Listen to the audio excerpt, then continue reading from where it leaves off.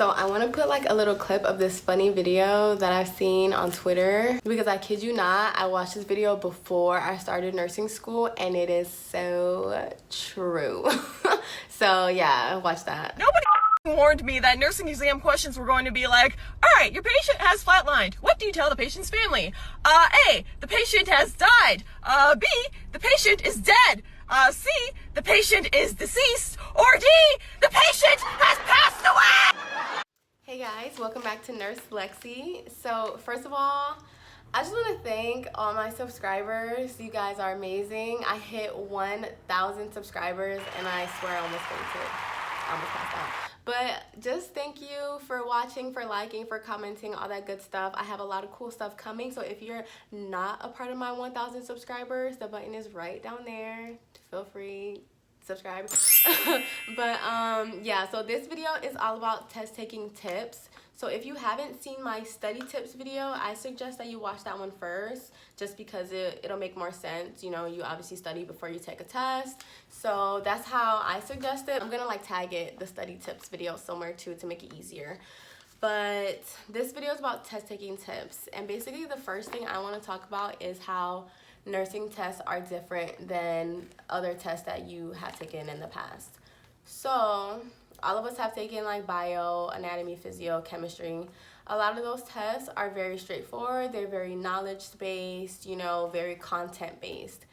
Nursing school is, I would say, just like a little bit more complicated, a little bit harder, because it's not straight knowledge. It's more so you have to have the knowledge. It's more so taking that knowledge and putting it into a scenario, and then you have to show like good judgment.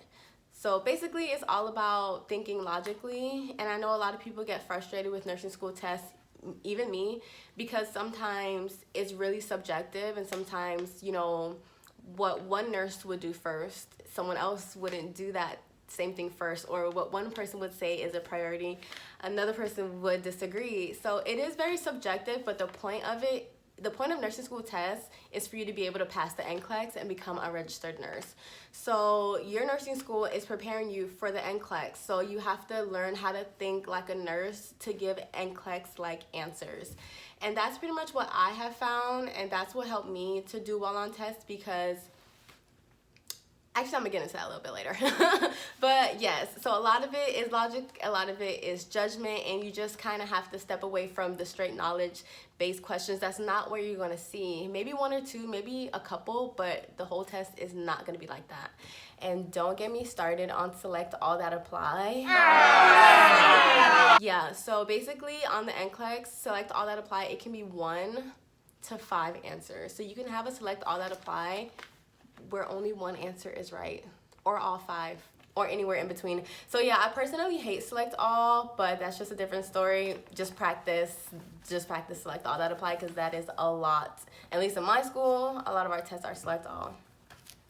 All right, so some tips I have. I'm gonna give you guys tips and then strategy, and I don't want this video to be 20 minutes like the other one. So tips, first tip, prepare, study. If you don't study, you're not gonna pass your tests. Basic. 2, have a test day routine. I find that helps me with anxiety. I know a lot of people struggle with test day anxiety.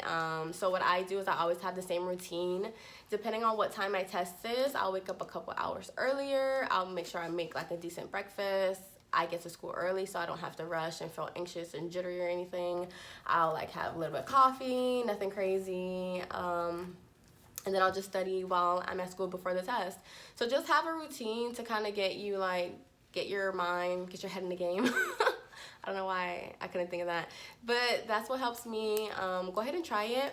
And then also, third tip is to do practice questions.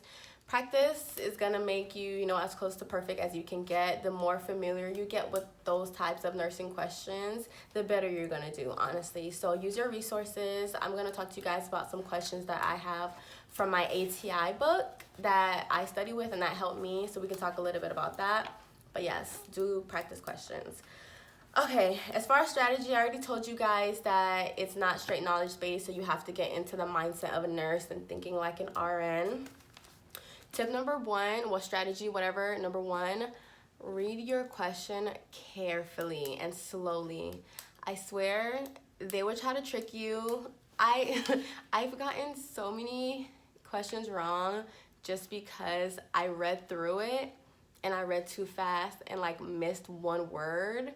Let's say it's a question about medication and I missed the fact that it says PO or like IV or whatever, and I only pay attention to the time. So take it from me, read your question carefully. It's so easy to be like, oh yeah, that's the answer, but that answer says every 4 hours, and you know that you're supposed to reposition every like 2 hours or 1 to 2. So don't just skim through, you know, take your time, take your time.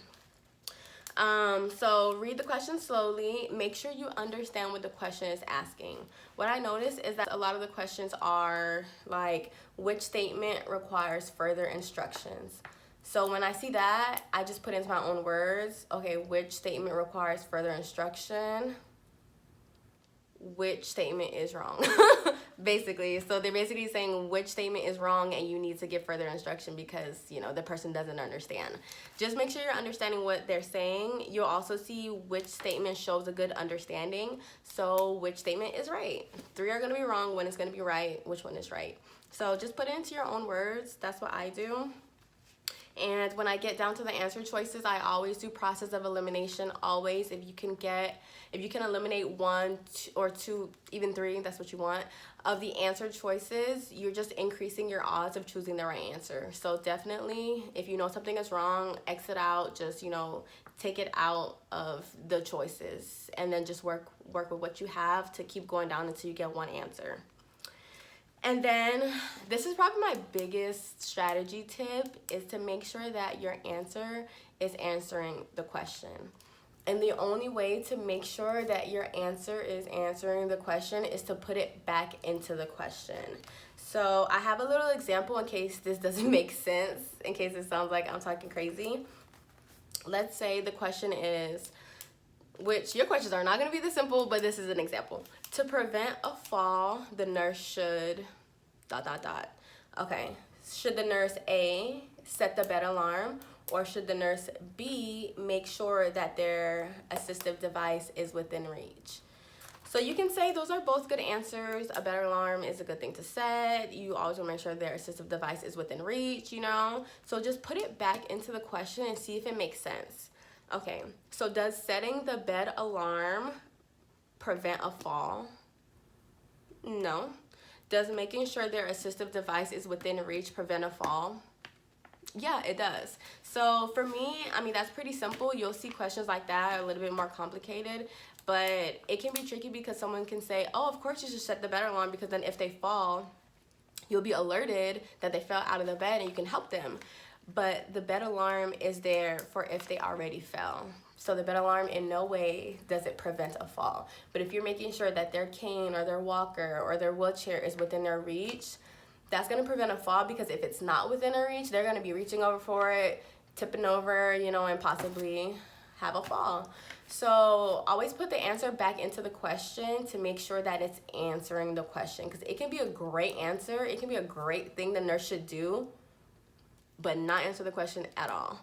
Little things like that, if they're like, oh, what should the nurse do to treat pneumonia or treat something, if one of the choices is auscultate the lungs, auscultating the lungs does not treat anything.